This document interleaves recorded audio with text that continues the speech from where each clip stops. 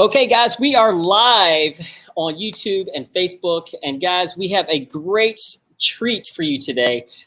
This is one of the guys that we've had knives from the very beginning when we started African Custom Knives. I'll talk a little bit about that with him and how we got started and meeting with him and his wife. And but I also have a shipment from him. I got a box of knives that we're going to be opening up and checking out and hearing about his knives right now. So without further ado, guys, let me introduce you to Mr. Peter Steyn. How are you, Peter? I'm very well, thanks, Nathan. I hope you guys are so well. We're doing just about as good as you can do right now. Yeah. Yep. I hear that you may be doing some surgery on a finger. 2 fingers? Yeah, it's a trigger finger. I've actually had it done on 5 of my fingers. They seem to hook, and then when you straighten it, you just about pass out from the pain. So I don't want to go to hospital, but it's a day clinic. I'm just going to go in the morning and come out in the afternoon. Well, stay safe. I hope it's just so bloody sore, eh?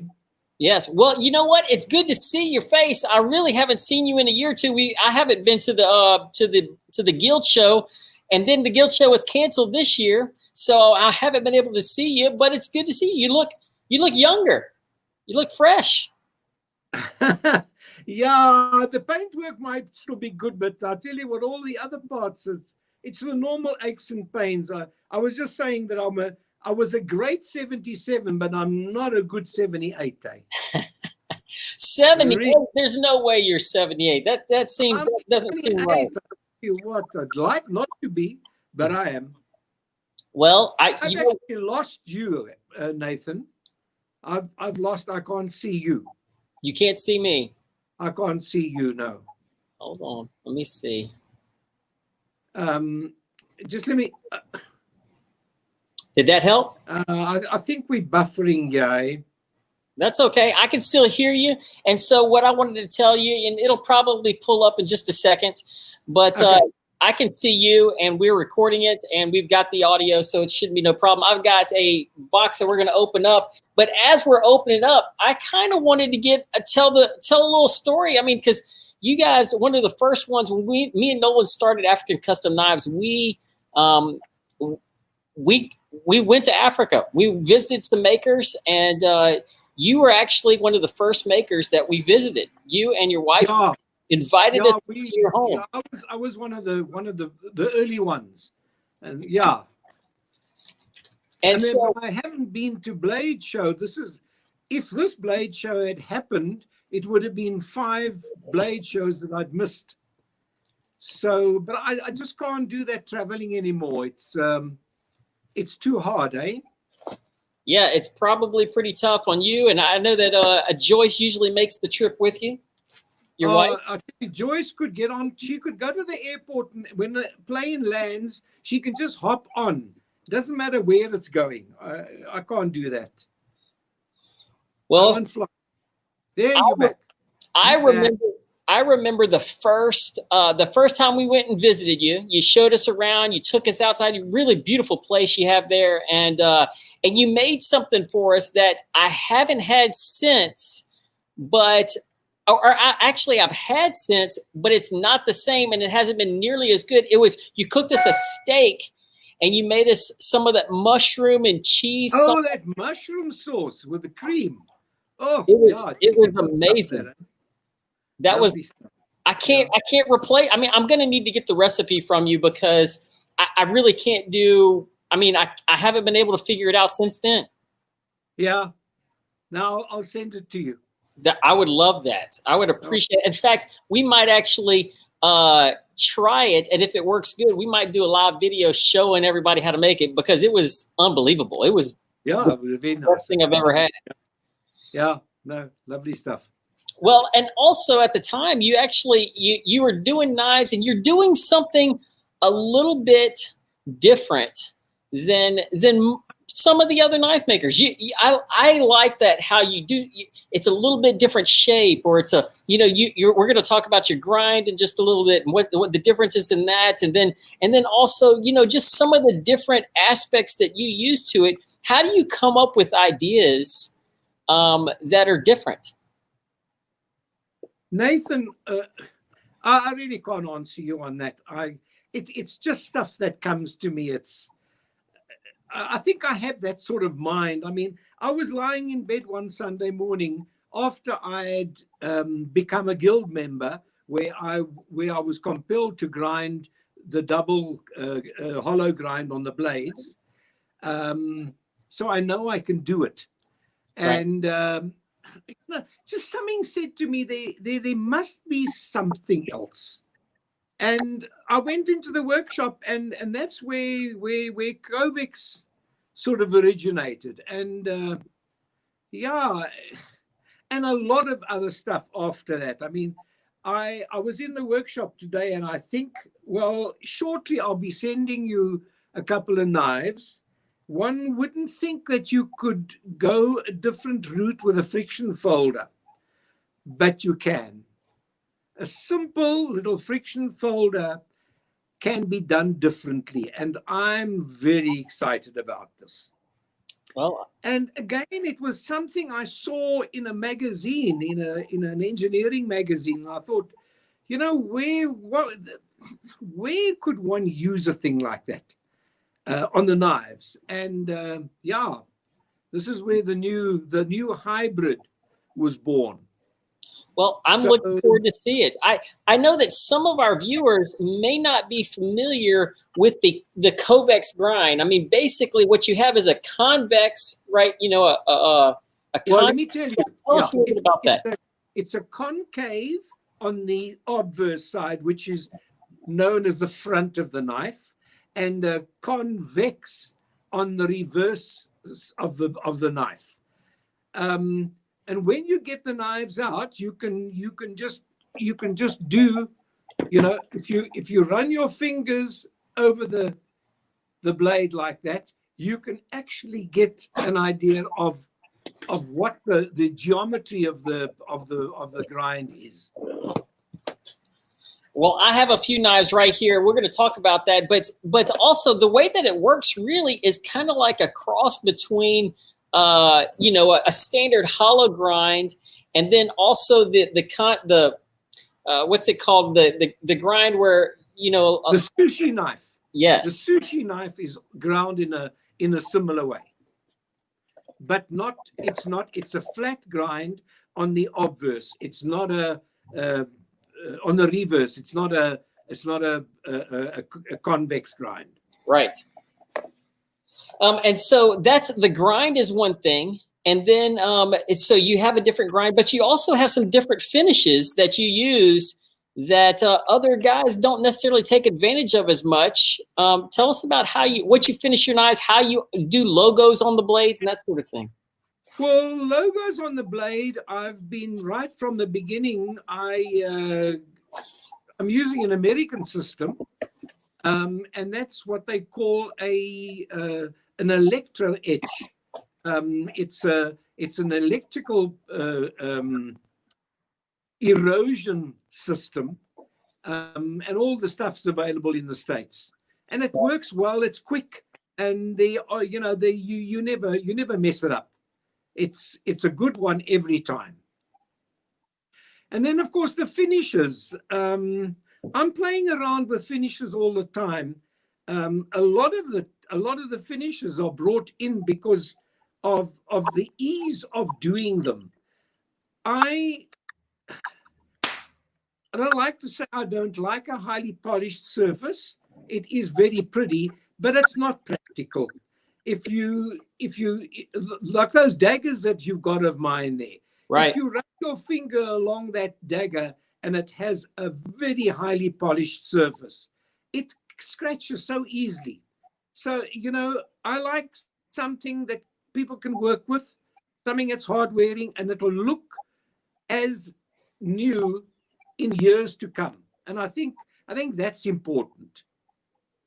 Well, and I noticed that a lot of your finishes are really you're making working knives. I mean, there's a few knives that you're really, maybe putting some nice looking finishes on so that, for a collector or for somebody that's a special order. But a lot of your knives that you do, the ones that we have on the website, are all made to be used. Yeah, not the daggers. The daggers are a showpiece, really. I believe. But the hunting knives and the clickers, please don't put them in a cupboard. You've got to use them every day. Well, I've got a few of the clickers. They all have a lifetime guarantee, but it's my life. So, you know. So a long time. Yeah. We don't plan to go on anytime soon. I got a few of the clickers here. Now, these are a few new designs. Like, these are a few of the new ones. Tell us about the design right here. Yeah, the scallops on the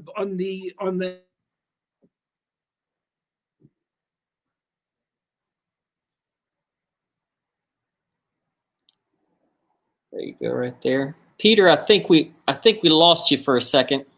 And it might be buffering, might have a little bit issues right here. So I'm going to kind of talk you through until Peter comes back on. You might have to reset, Peter. But basically, here's some new clickers. Now, if you're not familiar with the clicker, let me see. I'll put it right here. If you're not familiar with the clicker, one of the things, it is a friction folder.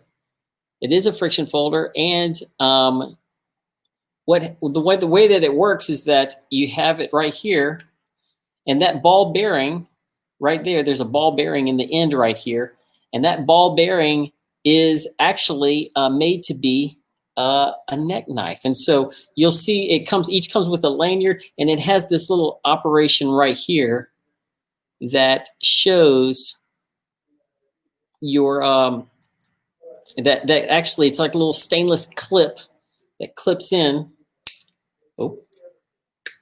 Clips in so that you can hold it. So if you're looking at it right here, you hold it around your neck and it just hangs right there. And so when you need it, you just pull it off, and you can use that. I mean, if you see that right there, you can use it as a bottle opener. You can use it if you need to use it as a tool to hit a window breaker. It's got all of that right there on the tip. And then also it flips it around, and you got it as a knife right there. So great, unique design by Peter. I don't think that anybody else is doing this sort of thing on these clickers. Now, these are two new models. These are some mini clickers right here, and then this is just a new feel.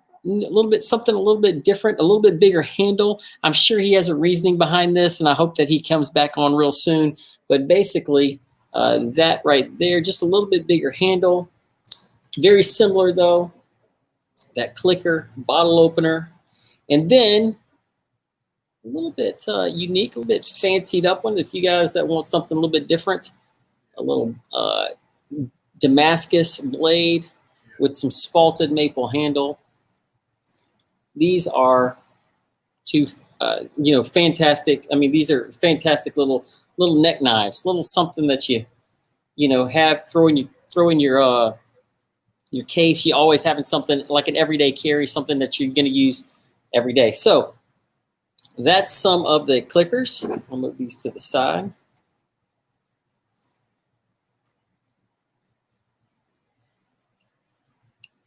And then I think we're going to show a few of his bigger knives. These are all packed very nice and gently, but there you go. That's one I think we showed on the picture for the website. I think on Instagram, on Facebook, I posted a picture of this one. This is going to be your user knife. This is going to be the one that you're going to use to skin, gut. That's what that gut hook right there is for. Right, and then also you'll see, and you might be able to see here, where this is the convex. The two different.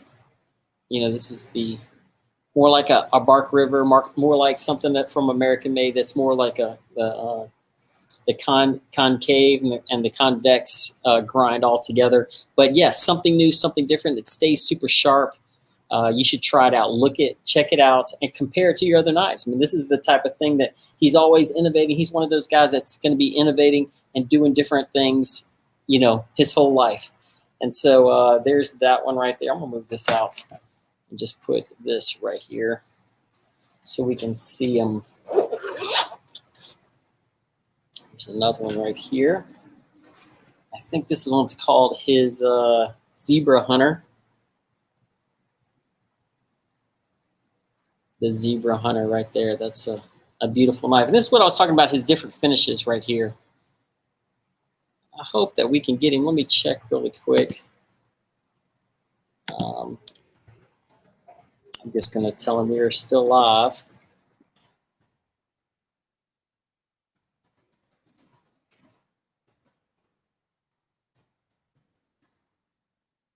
All right. So we're available. I just messaged him, told him that we're still live and available. But this is the Zebra Hunter. Great knife in the hand. I mean, these are the type of knives that you definitely want to use. There's a way that he uses and the liners, you know, and this is actually more of a metallic liner. I think he's putting some, you know, it's ebony, and I'm not sure what kind of wood. It's actually all of this in here, and when we put them live on the website, we'll have all the information in there. But there's a way that he does it without using glue. So you can actually, if you needed to replace those handles for some reason, maybe you dropped it, dinged it, gouged it, and you need to replace them, although it's going to be super hard to do that on these layered handles. Still, you know, they're available. All right, last two. And I think these are the Daggers. I think send us a couple Daggers to check out. I'm looking forward to seeing these. Oh yeah. This is what he's talking about. A little bit more fancy, a little bit more. So you get the grind on this side, but then you also get both sides, and it's pretty sharp, super sharp. And look at that handle right there. Very unique. A layer of copper. Looks like a layer of copper, a layer of brass, and then this etching. I mean, this handle material. I'm not sure exactly what that is, but I'm sure he's got it all layered out for us in the COAs.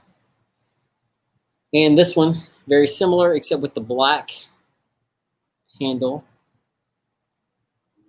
Very similar. Right there. Let me see. I think he's got his better half, Miss Joyce Steyn, trying really hard now to get him logged in. But this is just a overview of his knives and what they're doing. Look, I'm excited about Peter still being 78 and just knocking out the knives. I think that what you're seeing is some of his best work he's ever done. Some of the work that I'm seeing from him now will be collectibles in years to come. So, Peter, I know that we haven't been able to log into you. Maybe we'll try to relog in and do a little bit of live afterwards. But we appreciate you coming on. Appreciate you going live with us. Tell us a little bit about your knives. I'm sorry we had some connectivity issues. Maybe we'll try to do another interview a little bit later. But we're thankful for you guys. Thank you for our customers. We'll have these up on the website hopefully this week. And we hope y'all have a great Thursday. And we'll talk to you real soon.